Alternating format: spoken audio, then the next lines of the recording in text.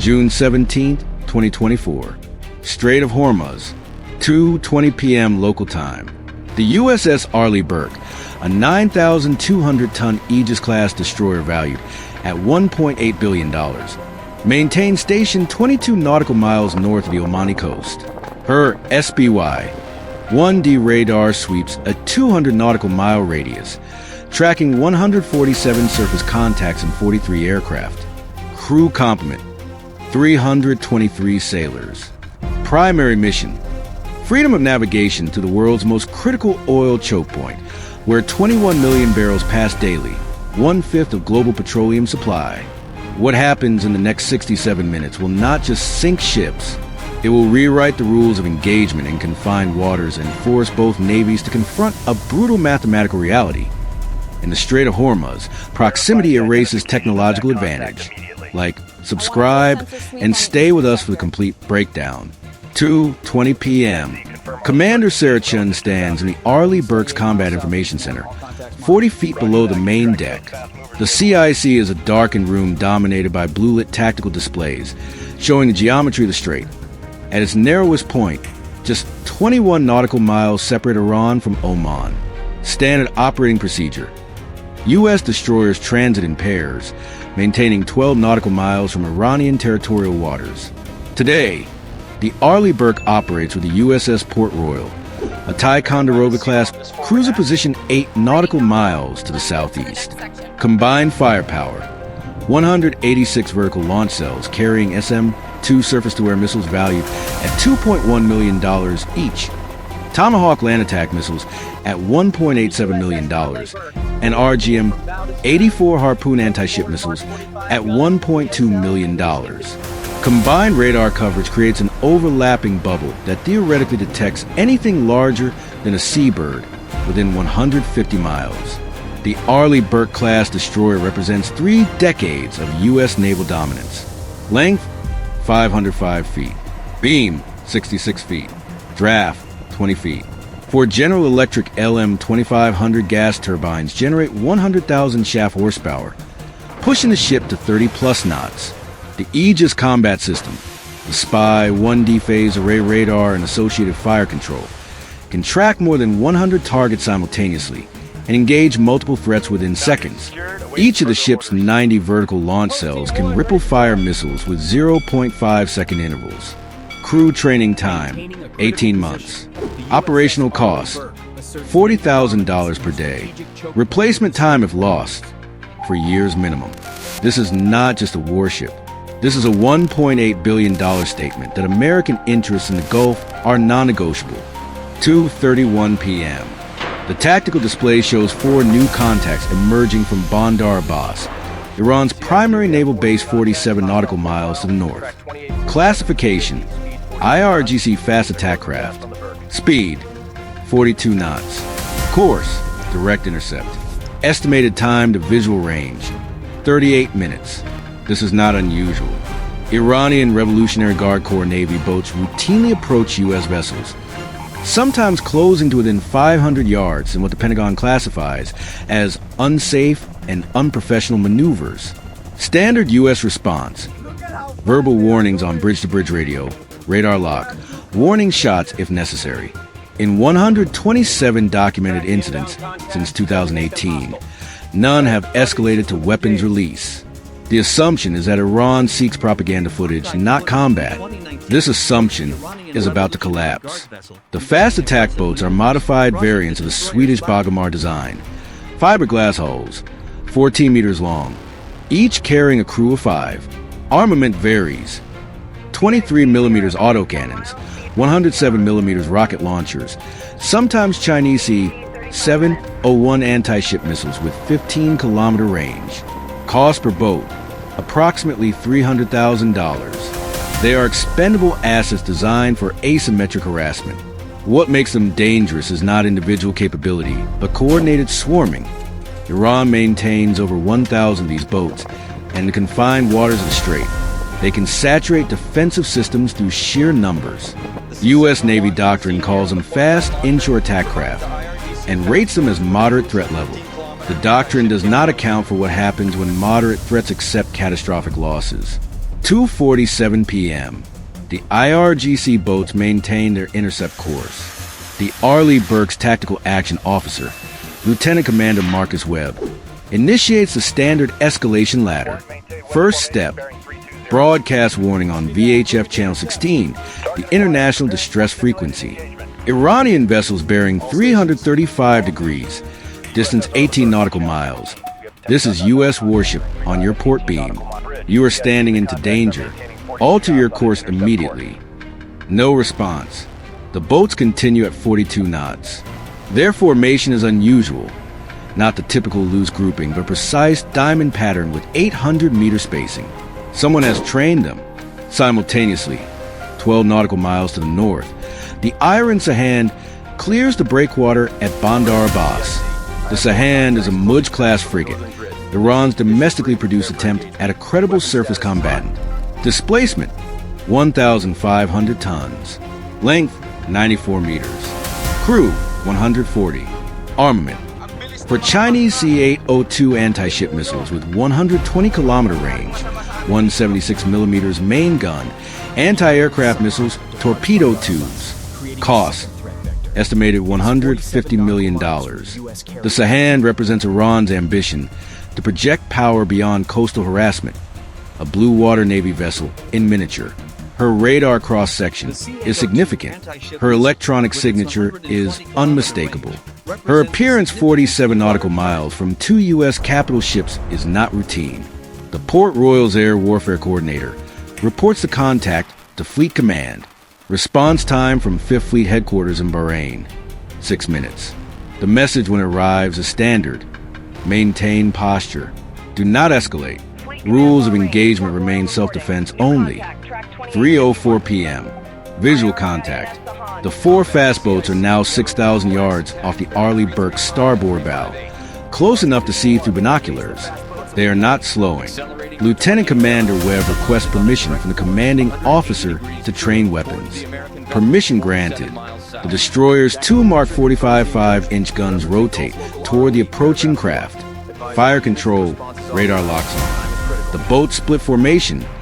2 break left, 2 break right, beginning a pincer approach. This is not harassment. This is attack geometry. Webb orders warning shots. The forward 5-inch gun fires 3 rounds, impacting 500 yards ahead of the lead boat. The boats do not alter course. The mathematics of engagement in the Strait of Hormuz are unforgiving. At 42 knots, the fast boats close distance at 780 meters per minute. Effective range for their 107mm rockets, 8 kilometers. Time to weapons range, for minutes. The Arleigh Burke can destroy them easily. The phalanx CIWS 20mm Gatling gun fires 4,500 rounds per minute and is designed to shred exactly this kind of target. But rules of engagement require hostile action before weapons release. Approaching fast is not hostile action. Ignoring warnings is not hostile action. The boats are gambling that the Americans will not fire first. They are correct, until they are not. 3:09 p.m. The Sahand, now 34 nautical miles north, changes course. New heading, 180 degrees true, directly toward the U.S. destroyers. Speed increases to 28 knots. Her fire control radar goes active, painting both the Arleigh Burke and Port Royal. In naval warfare, illuminating a target with fire control radar is an unambiguous statement. I am preparing to shoot you. The Port Royal's captain, Commander James Harrison, requests weapons-free status. 5th Fleet denies. Radar lock is not hostile action. Maintain self-defense posture. The doctrine assumes rational actors seeking to avoid war. The doctrine does not account for actors who have already accepted that war has begun. 3:11 p.m. The fast boats reach 3,000 yards. The 2 on the left flank open fire, not with rockets, but with 23mm autocannons, tracer rounds arcing across the water. Rounds impact the Arleigh Burke superstructure. 1 sailor on the flying bridge takes shrapnel to the shoulder. This crosses the threshold. Weapons are now free. The forward phalanx system engages autonomously. The 6-barrel Gatling gun spins to 4,500 revolutions per minute, a sound like industrial metal shredding. depleted uranium rounds, each weighing 3,600 grains, travel at 3,600 feet per second. The first Iranian boat disintegrates. Fiberglass hull and fuel tanks cannot withstand this kind of kinetic energy. The boat does not sink. It vaporizes into burning fragments. Elapsed time, 1.8 seconds. For Iranians dead. Cost of ammunition expended, $12,000.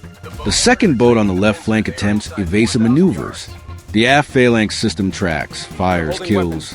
3 more dead. But the boats on the right flank are not attacking the Arleigh Burke. They are closing on the Port Royal, 8 nautical miles southeast. And they are not carrying autocannons. Each carries 2 Chinese C-701 anti-ship missiles. 3:12 p.m. From 2,400 yards, the remaining Iranian boats launch. For C-701 missiles leave their rails in succession, 0.3 second intervals. The missiles are subsonic, Mach 0.8, 970 kilometers per hour. But at this range, flight time is 8 seconds. The Port Royal's Aegis system detects launch, classifies threat, assigns intercepts. 2 SM-2 missiles fire from vertical launch cells, accelerating to Mach 3.5. Cost per SM-2, $2.1 million. The geometry favors defense. The SM-2s intercept 2 C-701s at 1,200 yards, well outside lethal range. Debris rains into the Gulf, but the Port Royal carries 122 cells. Iran has 1,000 fast boats. The exchange ratio is not sustainable. The Arleigh Burke's 5-inch guns engage the remaining boats. High-explosive rounds designed to penetrate armor plating turned fiberglass into shrapnel. Both boats destroyed. 11 Iranians dead. Total elapsed time from first shot to last, 52 seconds. Total Iranian losses. For boats, 18 crew. Total U.S. losses, 1 wounded sailor. By every tactical metric, this is an American victory. By every strategic metric, this is an Iranian success. They have forced weapons release. They have created casualties. They have proven that proximity negates billion-dollar technology. And the Sahand has not yet fired. 3:13 p.m. The Iranian frigate is now 28 nautical miles north, still closing at 28 knots. Her C-802 anti-ship missiles have a range of 120 kilometers. She is well within engagement parameters. Commander can request permission to engage. Fifth Fleet Command faces an impossible choice. Authorize a strike that will sink an Iranian warship and potentially trigger full-scale war, or wait for Sahand to fire first and risk losing a destroyer. The decision takes 90 seconds. Weapons tight. Do not fire unless fired upon. The Arleigh Burke and Port Royal maintain defensive posture. SM-2 missiles in launch cells. Fingers on triggers, waiting for physics to make the decision for them. 3:16 p.m. The Sahand launches.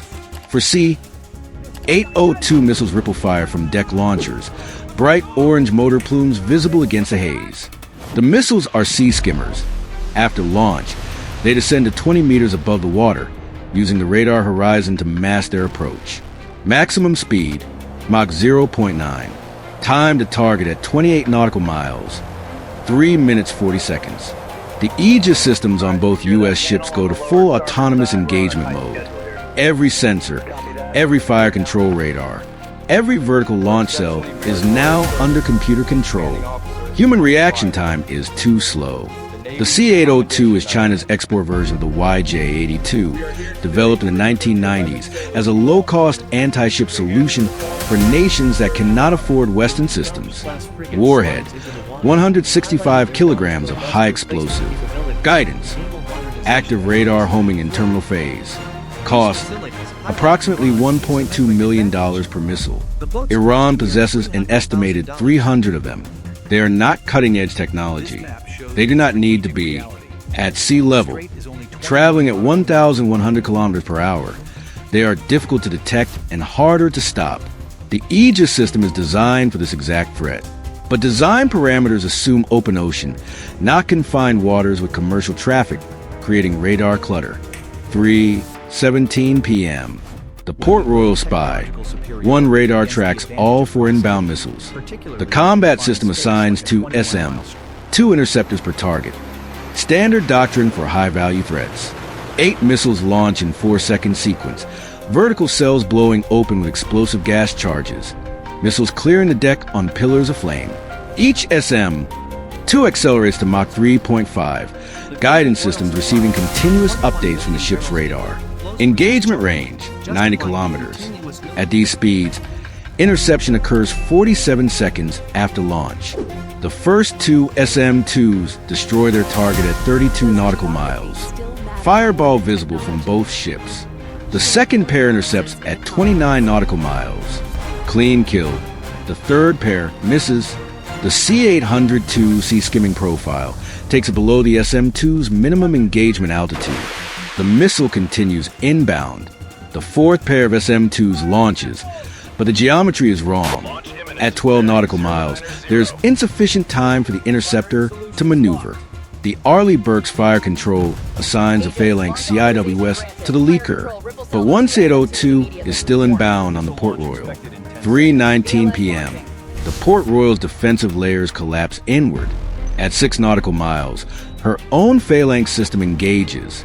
The 20mm Gatling gun fires 300 rounds in 4 seconds, creating a wall of tungsten in the missile's path. Splash. The C-802 disintegrates 800 meters from the ship. Fragments scatter across the water. The threat is neutralized. Total U.S. expenditure: 10 SM, 2 missiles at $2.1 million each. 600 rounds of 20mm ammunition at $27 per round.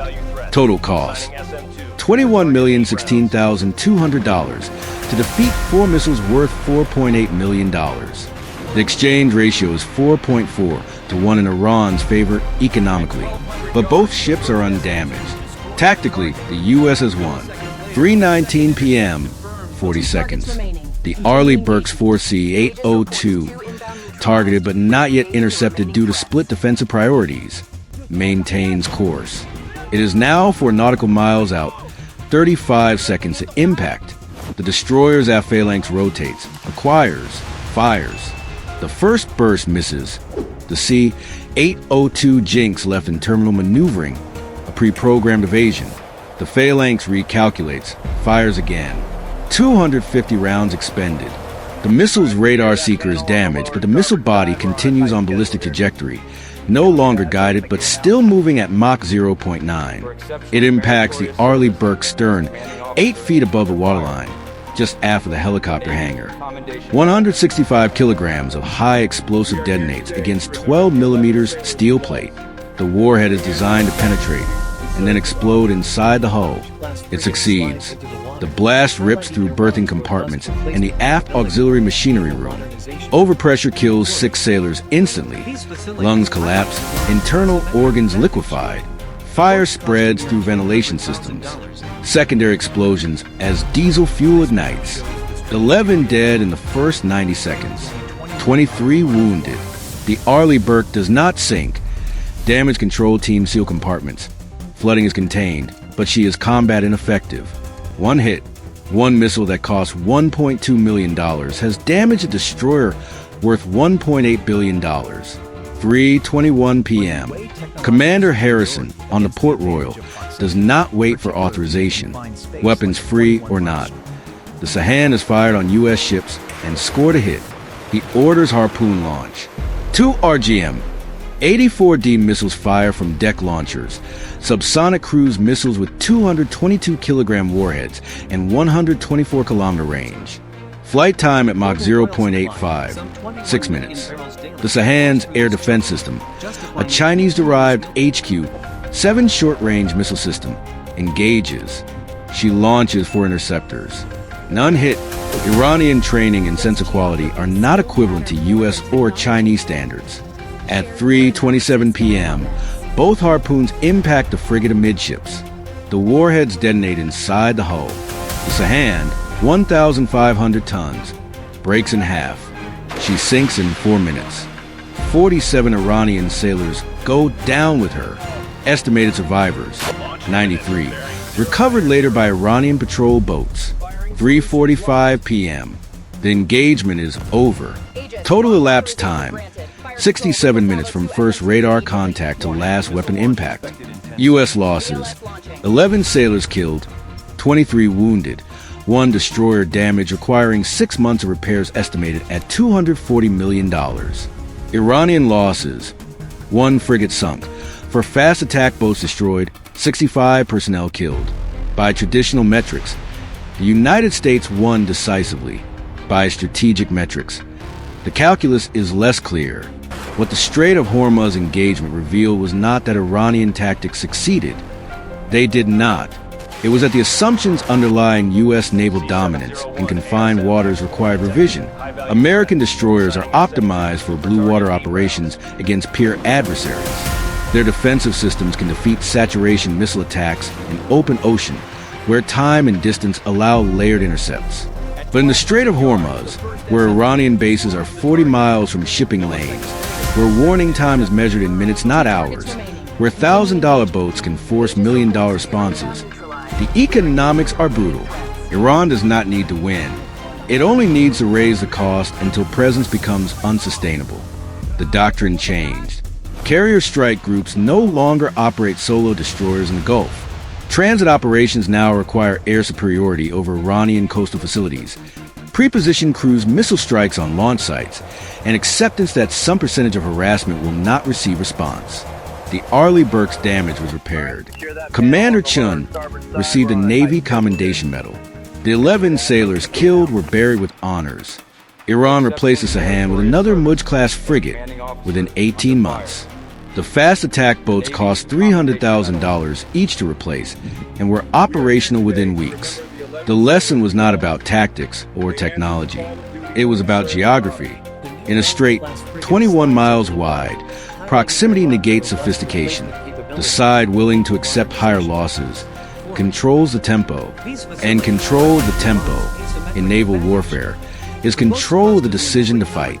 The United States maintained freedom of navigation, but freedom of navigation required a price that, calculated over months and years, raised the question, is $21 million in defensive expenditures per engagement sustainable against an adversary willing to lose $6 million in boats and missiles every time?